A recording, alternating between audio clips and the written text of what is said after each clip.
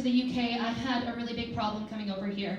My visa was declined. It was really difficult for us to reapply. We lost thousands of pounds and the better part of a year of our first year of marriage together, which was really, really difficult.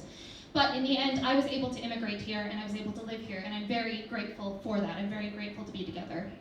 When my ancestors immigrated to Canada, they didn't have to jump through hoops that we jumped through, and they didn't have to pay the prices that we had to pay, because they essentially stole the land and they settled on the land of Indigenous people. And there's been some headlines in Canada that have been absolutely shocking, and I'm fairly certain they haven't been making headlines in the UK, and that's why I feel like it's important to share today really quickly. So I'm going to share something that I've written.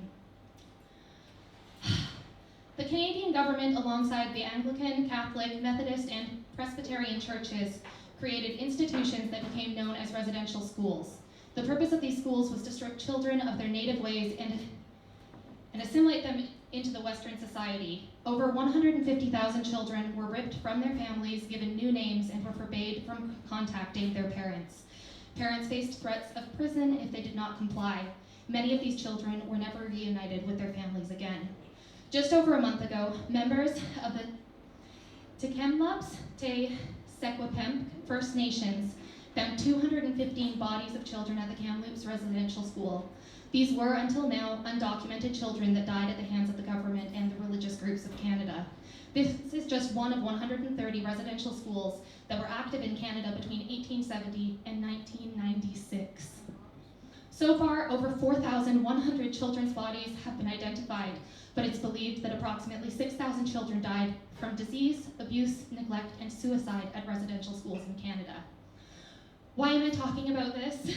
Well, it's July 1st, and that's widely known as Canada Day, a day when most Canadians celebrate our wonderful country. And as an unofficial ambassador for Canada, one of the things I hear all too often is, wow, Canadians are so nice. And it breaks my heart a little bit every time I hear it, knowing full well that the rest of the world doesn't know of these atrocities because we've swept them under a rug. If you're interested in learning more about this, please talk to me after the show, and I'll point you in the direction of some wonderful articles that will help educate you on what's happened, what we haven't been taught about what's happened, and some ways that if you're interested in giving back, you can give back. This next song is a brand new song, and I want to dedicate this song to the children who lost their lives, to the lucky who survived, and to the families and communities who have known this to be true for decades but were silenced. May the rest of the world know your truth so you can grieve and heal.